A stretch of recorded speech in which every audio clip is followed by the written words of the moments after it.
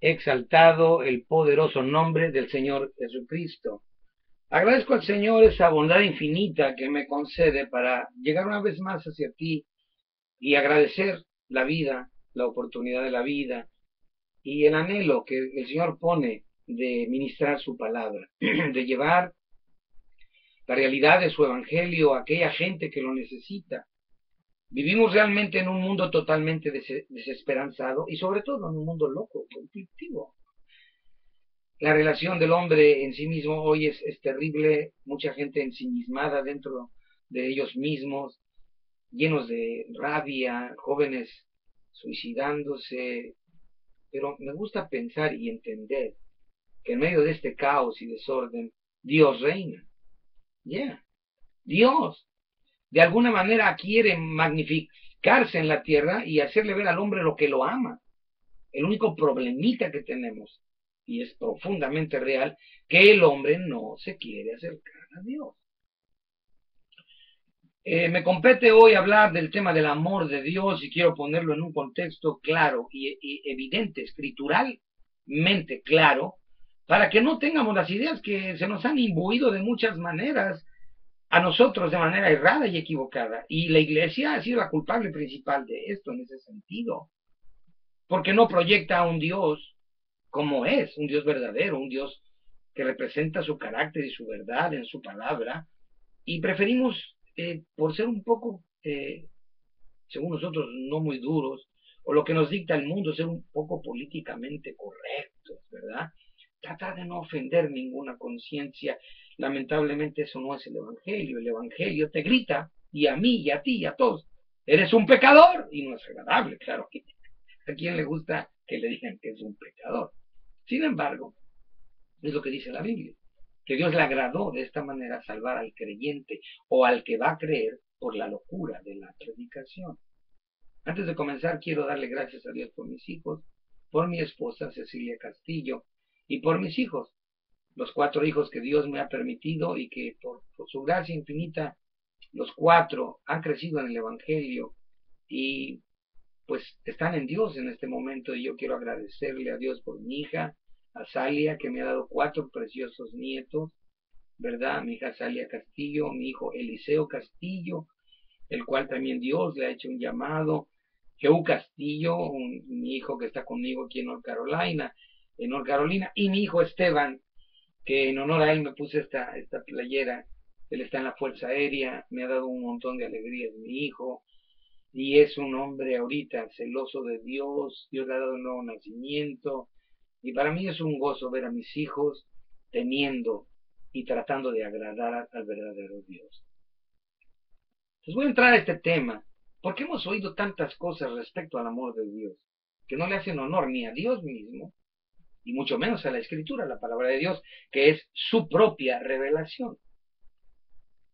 Esa es la garantía que podemos tener nosotros de que estamos en la verdad, que no creemos a Dios en nuestra manera, que hemos creído en que Dios se ha revelado por medio de su palabra. Y no importa quién lo ponga en tela de juicio, este libro tiene mucho peso, mucha evidencia histórica y sobre todo, ¿no?, los que han creído en él, los que lo predicaron, murieron por esa causa. ¿Sí? La gente cuando tiene una fe ahí, tú sabes, aparente, pone el pellejo según a remojar, pero cuando viene la hora de la verdad, se hacen chiquititos y mejor salvan el pellejo y se olvidan de su fe. En este caso el cristianismo no es así. Nosotros creemos en un Dios vivo, veraz, poderoso, verdadero, un Dios lleno de gloria y de poder, un Dios temible, un Dios que no anda pidiendo concesiones a nadie, un Dios que dice su verdad y él dice, la escritura dice que la palabra de Jehová es palabra limpia, purificada en horno de tierra como la plata 7 veces, ¿sí? Pura, perfecta, limpia, que hace sabio al pequeño y que juzgará a la humanidad a través de ella. O sea, la palabra de Dios no es cualquier pamplonada, ¿me entiendes? Cualquier payasada. La palabra de Dios es Cristo mismo. Por eso que dijo, yo soy la verdad. Este libro da testimonio por sí mismo de la verdad. Vamos a hablar del amor de Dios y entender. Dicen, el amor de Dios no es condicional, es incondicional. No, señor, el amor de Dios es condicional. Vamos a ver el pasaje clásico del Evangelio, que muchos de nosotros hemos tomado solo el versículo 16 de Juan, capítulo 3, para de alguna manera proyectar un Dios endeble, raquítico, medio, tú sabes, medio liviano, medio ignorante de lo que sucede en la tierra, abandonado, un Dios cuitado, un Dios indeleblemente imperfecto que tolerará todo lo que hagas porque Él te amó. Lejos de la verdad. El amor de Dios está revestido de tres principios fundamentales de su carácter. Por eso es amor. Dios es amor. Dios no habla del amor. Dios no te diserta del amor. Dios no tiene amor porque todo lo que uno tiene lo puede perder. ¿Sí? Dios es amor, o sea, su naturaleza es el amor, pero el amor de Dios consiste en tres principios fundamentales de su carácter como Dios. Dios es justo, Dios es santo y Dios es perfecto. Esos tres ingredientes corresponden al amor de Dios. Porque Dios es justo, porque Dios es santo y porque Dios es verdadero, tuvo que enviar a su Hijo a la cruz para poder perdonar al hombre. Y esa es la demostración, no es una filosofía del amor de Dios, es el hecho histórico, evidente, real, patente, que aún cambia el erario de la humanidad para Dios demostrar su amor, no hablar del amor nada más. La gente habla del amor, te promete amor, condiciona su amor, ¿sí? Si me das, te doy. Si no me... Cuando habla Dios de aquí, condicionar el amor de Él tiene que ver con Cristo, tiene que ver con lo que le costó a Él enviar al Hijo de Dios, tiene que ver con muchas cosas y está demandando que se honre tal hecho. Y si no dice, ni siquiera dice que vas a morir y te vas a condenar, dice que ya estás condenado. Ese es el verdadero Dios. Por hablar de otra manera de Él no vamos a hacerle ningún bien a nadie. Tenemos que hablar la verdad de Dios. Voy al capítulo que me compete y que en cierto modo es importante que podamos entender, especialmente nosotros como creyentes, y podamos proyectarle a la gente este Dios, el Dios verdadero, el Dios vivo, el Dios de la Biblia, cuyo nombre es Jehová, Dios de los ejércitos, Yahvé, Yahweh, aquel del tetragrama sagrado que le dijo a Moisés, este es mi nombre. ¿Cuál es mi nombre? Me preguntas. ¿Quién te envía al pueblo de Israel? Yo te voy a decir quién soy yo. No soy Alá, que significa lo mismo que significa Jehová o Yahvé. Pero uno tiene que ser, porque no hay dos dioses. Uno tiene que ser el verdadero. Pues resulta que el Dios de los judíos es el verdadero. ¿Ok? Te voy a decir mi nombre. Mi nombre es I am that I am. Yo soy el que soy. O sea, a mí nadie me formó. Yo soy la fuente de toda forma de vida. Todo ha sido creado por mi poder, mi autoridad y mi palabra. Yo existo en mí mismo. Yo soy la fuente de vida, respiración, salud. Todo lo que se mueve y respira alaba mi nombre, porque yo soy el principio vital de toda cosa creada. Su memorial por los siglos. Yo soy el que soy. Curiosamente, Jesucristo aparece en la tierra y dice, yo soy la raíz y el linaje de David. Yo soy la estrella resplandeciente y de la mañana. Yo soy el camino y la verdad y la vida. Yo soy, yo soy, yo soy, yo soy. A mí nadie me da. Antes que Abraham fuese, yo soy. Ese es el nombre de Jehová. Jesús vino a decir, yo soy Jehová. Soy parte de la Trinidad gloriosa de Dios. El Padre, el Hijo y el Espíritu Santo es Dios. Por eso, como Dios, no puedes quitar al Padre porque ya no tienes a Dios. No puedes quitar al Hijo porque Dios se quedó mudo. Ya no pudo crear. Todo lo crea con la palabra, lo creó con la palabra y lo sostiene por la palabra de su poder. Curiosamente, Dios habló con el poder de su palabra para crear el universo. En otras palabras, cuando habló por el poder de su palabra, se colgaron esas estrellitas que estamos mirando, se creó todo el universo y ahora Dios lo sostiene por la palabra de su poder. Eso es bien interesante, es profundo. O sea, Dios ya no anda creando nada. de lo creado. Ya lo creó una vez. Y dice que lo hizo por el poder de su palabra. Ahora lo sostiene por la palabra de su poder. En otras palabras, habló para crear, ejerció poder para crear, pero ahora ya se sostiene porque lo habló. O sea, primero habló para crear y ahora está creado y se sostiene porque él ya lo habló. Es impresionante. Entonces ahora sostiene las cosas, no por el poder de su palabra, sino por la palabra de su poder. Porque ya le dijo al universo, al sol, a la luna, a las estrellas qué es lo que tienen que hacer y la sostiene por lo que les dijo. No tiene cada mañana que levantarse y decir, oh, no te me vayas a meter, sol, no te me vayas a caer donde te colgué. Ese es el Dios de la Biblia, el verdadero Dios, el yo soy. Vamos al versículo que nos compete, al pasaje que está en Juan capítulo 3 y vamos a ver desde el verso 14, para que entendamos el contexto de lo que se está hablando aquí, no solamente el versículo 16, ¿ok? Aquí empieza el contexto en el versículo 14 y termina en el versículo 21, todo el contexto de esta enseñanza. Dice así: como Moisés levantó la serpiente en el desierto, fíjate bien, así es necesario que el Hijo del Hombre sea levantado. Es necesario. ¿Ok? Para que todo, aquí empiezan las condiciones, ¿ok? Del amor incondicional. Para que todo aquel que en él creyere, fíjate bien, no se pone el énfasis en la vida eterna. Se pone 8 veces el énfasis primero en condenación, primero en juicio, primero en tinieblas, primero en obras de maldad. En eso se pone el énfasis. O sea, para Dios es más importante tu condición pasada o caída que tu futuro, porque tu futuro depende de que reconozcas tu condición presente o decaído en pecado, en tinieblas y en condenación. Dios no tergiversa prioridades. Por eso aquí en estos capítulos, en estos versículos, se habla primero de condenación antes que de vida eterna. Y se pone la obediencia hacia Dios como el principio de cambiar las tinieblas por luz, la salvación por la condenación, la vida eterna por la condenación eterna. O sea, no hay tal cosa como amor incondicional de Dios. Estamos violando el espíritu del texto. Pero claro, queremos ganarnos a la gente de esta forma, como yo oía: Cristo te ama, entrega tu vida, todo va a cambiar para ti, te va a ir todo muy bien, te la vas a llevar suave, smooth. Dios tiene todo para ti, ya no te preocupes.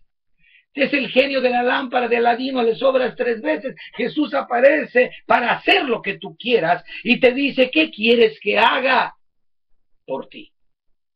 Lejos de Dios. Es al revés. ¿Quién es el Señor, pues? ¿Es Él o soy yo? ¿Quién es el discípulo? ¿Quién es el siervo? Aparece para hacer lo que yo quiera, como yo quiera.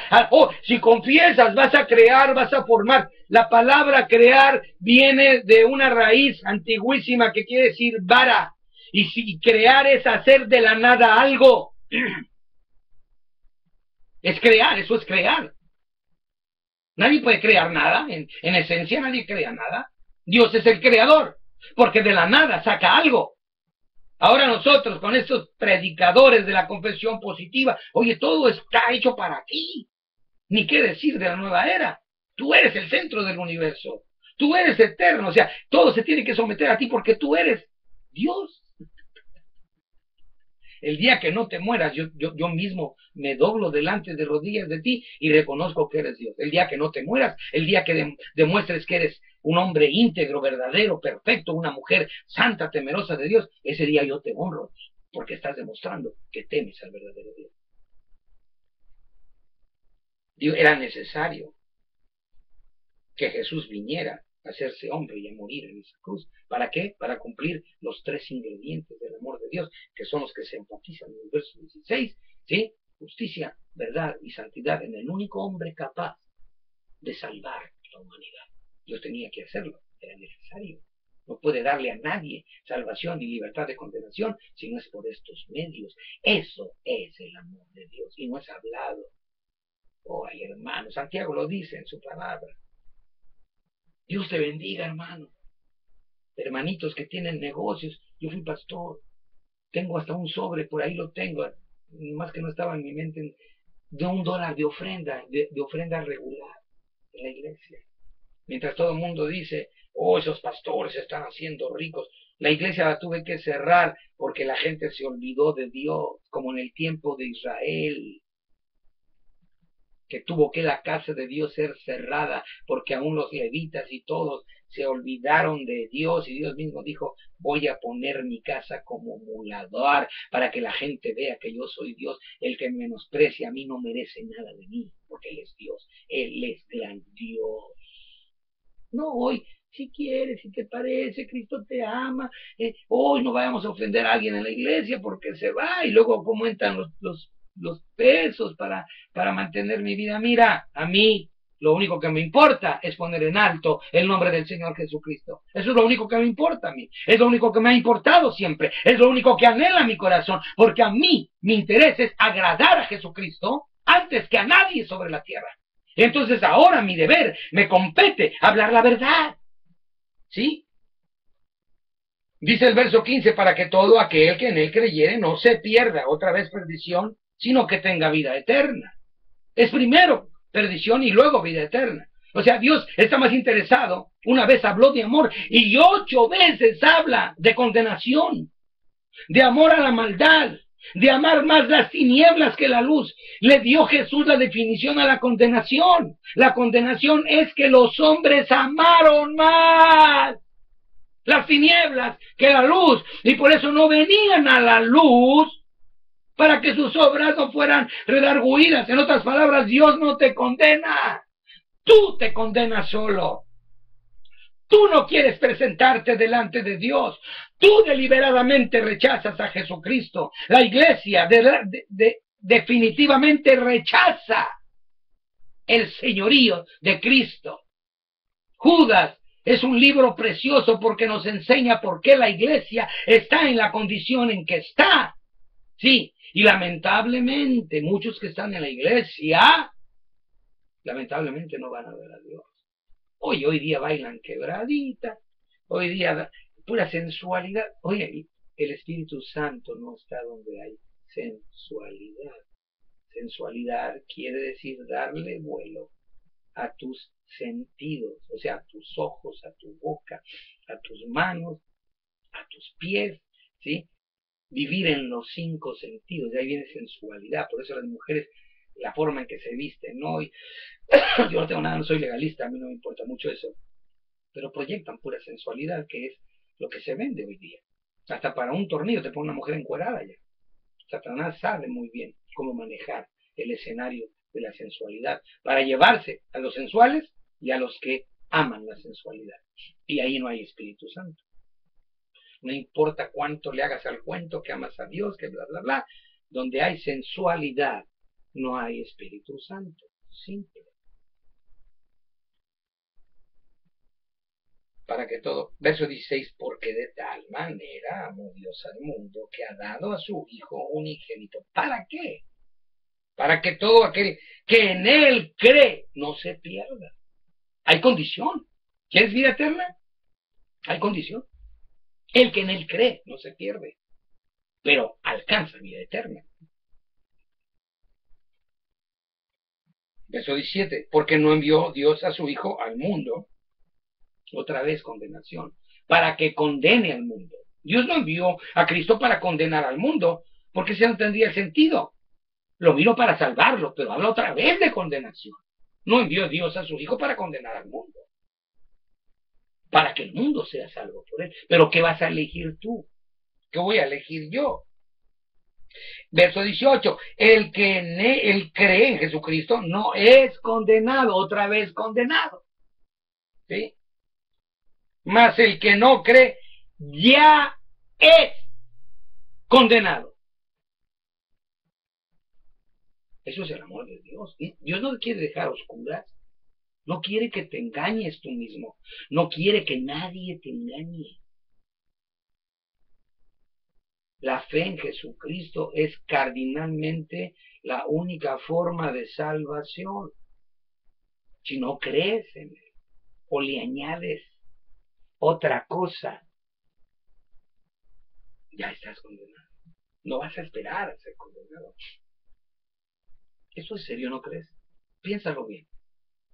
No estoy aquí para asustar a nadie. Hace poco saqué ese mensaje donde te hago ver que Dios no anda asustando a nadie. Si Dios te redarguye y le habla a tu corazón, a tu conciencia, te está aventando esa luz para sacarte de las tinieblas porque quiere darte vida eterna. Pero si en lugar de salir porque amas más las tinieblas, le andas huyendo a Dios, porque la voz de Dios te hace sentir acusado, pero no es Dios el que te acusa, es el diablo. Mira, es increíble, la gente por estar acusada en su conciencia vive atormentándose toda la vida. O sea, en otras palabras, la acusación procede de Satanás y es el que te dice, ¿cómo te vas a acercar a Dios, hombre? Si es un mentiroso.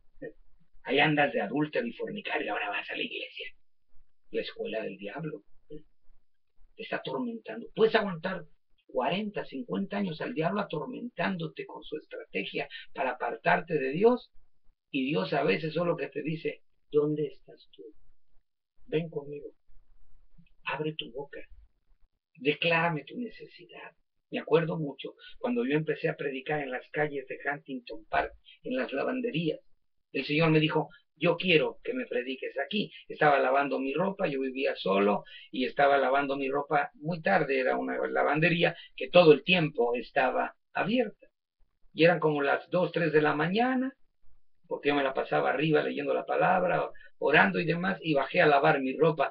Y yo tenía aquella ansia de decirle a la gente, hey, sálvate, mi amigo, corre de la condenación. Si mueres sin Dios te vas a la vida eterna, condenado para siempre. Cristo te ama verdaderamente, no lo habló, lo demostró. El Padre ha buscado tu alma con denuedo, con amor. Eso significa gracia. Dios operando, obrando, moviéndose por amor a su creación apresuradamente.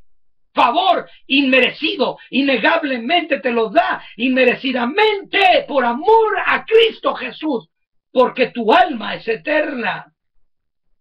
Y yo estaba con aquello, Señor, lo que has hecho en mi vida, por favor, yo quiero, duele pensar que mi familia, que otra gente se muera y se vaya a la eternidad sin Dios. Y el Señor me dijo, quiero que me prediques aquí. Pues empecé a predicar en las lavanderías. De ahí me vino un ataque directo de Satanás para matarme. La primera vez acabé en el hospital con mi esposa, casi muertos.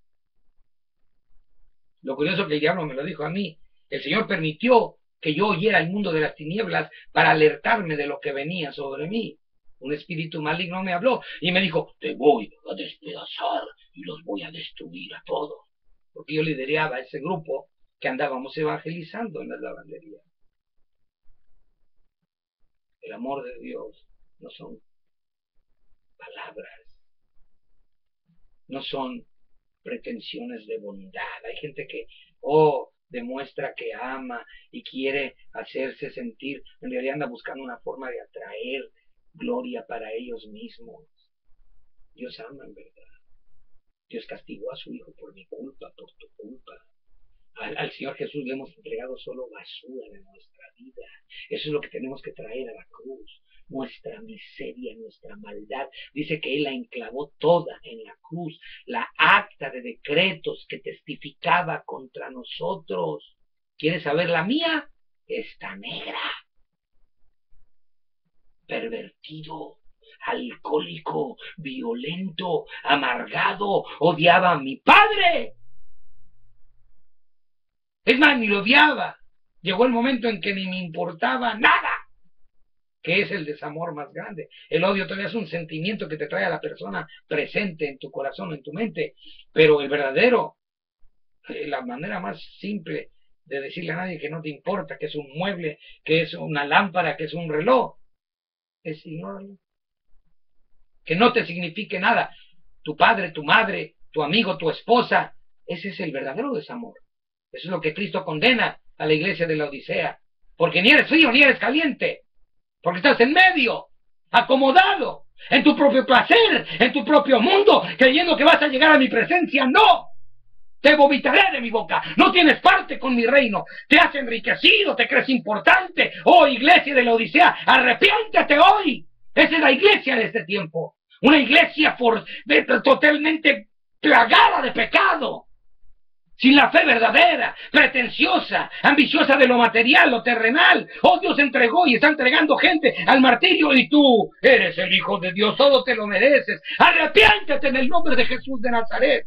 Entrega tu corazón verdaderamente al Hijo de Dios, porque no vas a abrir tus ojos en la eternidad, en la presencia de Dios. Porque una cosa es que digas que crees en el Hijo y otra cosa es que estés dispuesto aún a morir por causa de su nombre. Una cosa es hablar. Hablar es fácil. Cualquiera habla. Pero honrar a Cristo es otra cosa. Porque no envió Dios a su Hijo al mundo para que condene al mundo, mas para que el mundo sea salvo por él. Otra vez, el que en él cree no es condenado. Analiza en cada versículo, habla primero de la condenación, habla primero de las tinieblas, habla primero de las malas obras, con el único fin de hacerte entender a ti, que 8 veces pesan más que una. Se habla de amor una sola vez. Y déjame explicarte el de tal manera, porque eso es lo más importante de todo. De tal manera amó Dios al mundo. Esto hasta esta idea y concepto bíblico se ha tergiversado. Porque cuando dices de tal manera, es a ti al que se te pone en alto. Mira cómo te amó Dios, que hasta entregó al Hijo. De tal manera te amó. O sea, tú eres más importante. Y sí es cierto, eres importantísimo para Dios. Pero no está diciendo eso. Cuando está diciendo que de tal manera, ¿por qué? Porque de tal manera, el por qué, déjame explicarte algo. El porqué de Dios es la respuesta a tus porqués. Todos tenemos un porqué. ¿Por qué esto, Señor? ¿Por qué aquello? ¿Por qué? ¿Por qué? Cada vez que encuentras en la palabra de Dios un porqué, el porqué te está dando una razón. El porqué te está dando un plan. El porqué te está dando un propósito. No es nada más porqué. No es como nuestro porqué. Nuestro porqué es de pura confusión, de pura duda y de puro que nos creemos tan buenos y tan justos que ¿por qué a mí? ¿Por qué me pasa esto a mí? Las respuestas a tu porqué son el porqué de Dios. Cuando Dios dice ¿por qué? Quiere decir, esta es la razón. Este es el motivo. Este es el propósito, entiéndelo. ¿Por qué? De tal manera amé al mundo. ¿Qué quiere decir de tal manera? Quiere decir el coste. De tal manera tiene que ver con la dimensión. De tal manera tiene que ver directamente con la forma, la dimensión, el método que se usó. Entonces, lo importante no eres tú, es el método. De tal manera, quiero que entiendas bien, que a Dios le costó entregar al Hijo de Dios al horror del pecado, a la completa separación de Dios el Padre, cosa que nunca conoció desde la eternidad. Eso es de tal manera. Por eso lo dicen los versículos anteriores. Es necesario que así como Moisés levantó, eso es lo de tal manera. Ahí se explica de tal manera. ¿Por qué vinieron las serpientes al pueblo israelita, al pueblo judío? ¿Por qué vinieron? ¿Culpa de quién fue? ¿De Dios? Satanás, astuto, mentiroso, puso al pueblo a murmurar unos contra otros, murmurar contra Moisés y murmurar contra Dios. Dios se airó y permitió que las serpientes vinieran. O sea, el que llama a las serpientes eres tú, el que llama a las serpientes soy yo, el que llama a la maldad soy yo. Y luego le vamos diciendo, ¿por qué? ¿Por qué? ¿Por qué? Y Dios, por gracia divina, permitió, y para dar una figura y un símbolo de lo que iba a ser la muerte de cruz horrenda del Hijo de Dios, le dijo a Moisés, haz esa vara y pone una serpiente en ella. Eso es lo que se volvió Jesús literalmente en la cruz del Calvario. Y todo aquel que mire ¿quién va a querer ver víboras cuando son la causa de tu propia maldad? Lo último que vas a hacer es voltear a ver una víbora cuando las víboras te están picando. No quieres ni verla. Pero las llamaste por tu pecado. Las llamamos por nuestro pecado. Estamos llenos de lujuria, de avaricia, de maldad, de pecado, de malicia, de toda forma de perversión, fornicación, adulterio, homosexualidad. Oh, pero Dios, ¿por qué?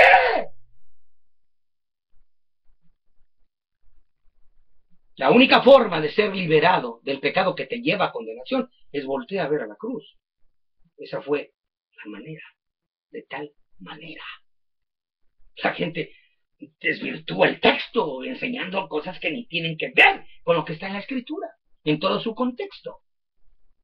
Es penosa la miseria en la que vive la Iglesia de Cristo. Es penosa la forma en que se enseña la palabra de Dios. Es dolorosa para Dios. Y te vuelvo a repetir, Dios la da muy serio en estos días a tomar acciones que van a hacer que el mundo secular, escúchame bien lo que te voy a decir, porque eso es palabra que Dios ha puesto en mi corazón y me ha hablado. Dios va a hacer que lo que suceda en la iglesia traiga al mundo secular. Y la gente no solamente va a temer en la iglesia por lo que va a estar pasando, sino que el mundo secular se va a dar cuenta de que hay Dios. El juicio de Dios comienza por casa. Así que te llamo hoy a rectificar estas ideas. Porque Dios sí condiciona su amor y tiene que ver con la obediencia a su palabra, la sumisión a Jesucristo y el apartarte de la vida de pecado no vas a lograr nunca vivir una vida perfecta. Porque el versículo final, 2 versos finales, dice bien, el verso 18, el que en él cree no es condenado, más el que no cree en el nombre del unigénito de Dios ya es condenado. Y esta es la condenación. Aquí está lo interesante. Dios no nos deja oscuras. Define qué es condenación. Y simplemente es, aquí lo dice, ¿amas más las tinieblas? ¿A dónde vas a ir? Si amas las tinieblas, ¿tú crees que vas a entrar al cielo? Cuando Dios ya cerró el tiempo en la historia de la humanidad, en la historia celestial, el que entra al cielo ya no puede llevar pecado, porque vuelve a contaminar el cielo. Si amaste más las tinieblas que la luz, Dios no te condenó, entiéndelo bien. Aquí está hablando claramente que esta es la condenación. La condenación te la atraes tú por renunciar al Hijo de Dios, por poner tu vida primero, por todas las cosas como importancia fundamental. Andas tras tus deseos, tus placeres, tu avaricia, aún en la iglesia de Cristo. Y perdóname, no vas a abrir los ojos en la presencia de Dios. Oh, este hermano, ¿cómo persiste en que yo me tengo que condenar? No, nadie te condena. Jesús dijo, ni yo te condeno, pero vete y no peques más. Ni yo te condeno, porque estás diciendo cabal lo que él vino a hacer, no vino a condenar al mundo, pero hay condenación. Y esa condenación depende de tu decisión. ¿Sí? Y esta es la condenación. La luz vino al mundo y los hombres amaron más las tinieblas que la luz porque sus obras eran malas. Obras malas, tinieblas. Obras malas, tinieblas. No vienes a la luz, no vengo a la luz, no quiero ser redarguido, quiero permanecer en mi pecado. Tú te condenas. Dios no condena a nadie. Tú al decidir por las tinieblas, por las obras malas y no venir a Dios, tú te condenas. Si usas a Cristo, tú te condenas. Porque está puesto aquí, es una condicionante. Lo mismo puedes brincar de este universo de condenación al universo de salvación eterna y Dios te deja a ti tomar la decisión. Él ya hizo lo que tenía que hacer.